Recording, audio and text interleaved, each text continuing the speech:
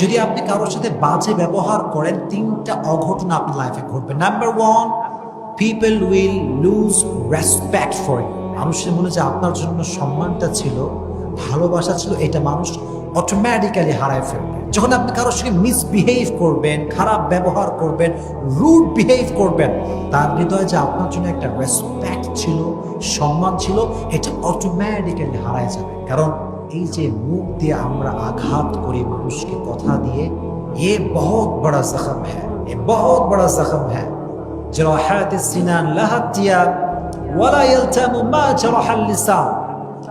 जो जख्म लोग तलवार से करते हैं उसका निशान एक दिन मिट जाता है, लेकिन जो जख्म लोग लोगों को जबान से करते हैं उसका निशान कभी भी नहीं मिलता। क्योंकि ये जो जख्म होता है वो यही नहीं लगता, यहाँ नहीं लगता, यहाँ नहीं लगता, यहाँ नहीं लगता, सीधे दिल पे लगता है।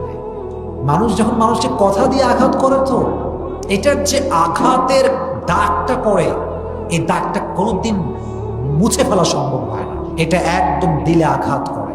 আর যখন আঘাতটা করে, মানুষের যে আপনার প্রতি সম্মানটা থাকে, এই সম্মানটা হারিয়ে যায়।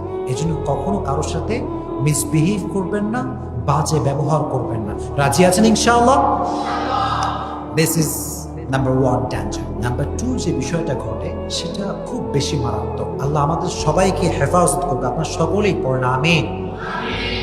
যখন আপনি মানুষের সঙ্গে রুড বিহেভ করেন, খারাপ ব্যবহার করেন, বাজে ব্যবহার করেন, এই যে কষ্টটা লাগে, এই কষ্ট থেকে যায়, এই দাগটা থেকে যায়। ফলে এই বান্দা যাকে আপনি কষ্ট দিয়েছেন, এই বান্দি যাকে আপনি কষ্ট দিয়েছেন, সে মজলুম হয়ে যায়, মজলুমা হয়ে যায়।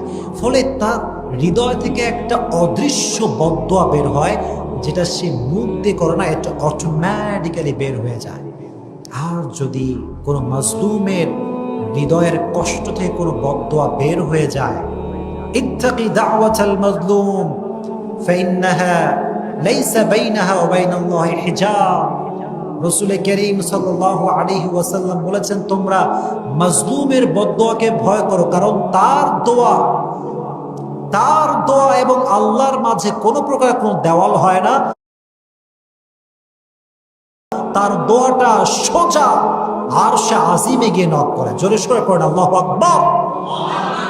তার দোয়া করতে দেরি হয়, তার দোয়া কবুল হতে দেরি হয় না। এজন্য মনে রাখবেন, কারো বদদোয়া করার জন্য হাত তুলে বদদোয়া করা জরুরি নয়। যখন আপনি কাউকে মনে আঘাত করেন, মনে কষ্ট দেন, তার এই কষ্ট আপনার জন্য বদদোয়ার কারণ হয়ে যায়। ইয়াং পিপল ভেরি অ্যালার্ট, খুব সাবধান। কথা দিয়ে, গালিগালাজ করে, মিসবিহেভ করে কাউকে কোনো প্রকার কষ্ট দিবেন না। বলা যাবে ইনশাআল্লাহ। এটা 2 নম্বর। 3 নম্বরটা হচ্ছে, যখন মানুষ মানুষকে খারাপ ব্যবহার করে, এটা হচ্ছে বান্দার হক নষ্ট করা। আমি একজন হুজুর, আপনি একজন সাধারণ মানুষ, একজন মেয়ে সাধারণ মেয়ে। প্রত্যেকটা মানুষ একজন মানুষের থেকে এটা এক্সপেক্ট করে যে সে তাকে সম্মান দিয়ে কথা বলবে, বাজে ব্যবহার করে কথা বলবে না।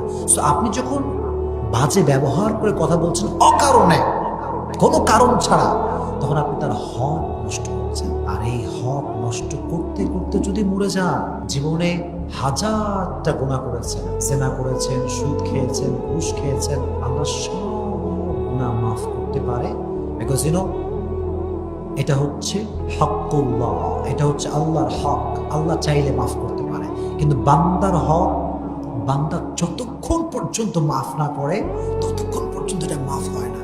এজন্য যদি আপনি কাউকে কষ্ট দিয়ে মারা যান, কাউকে আঘাত দিয়ে মারা যান, কাউকে জুলুম করে মারা যান, কারোর সঙ্গে বাজে ব্যবহার করে গালি গালাজ করে মারা যান, আপনার সব গুনাহ মাফ হয়ে গেলেও এই গুনাহটা মাফ হবে না, এই আযাবটা মাফ হবে না যতক্ষণ পর্যন্ত সে আপনাকে মাফ না করবে।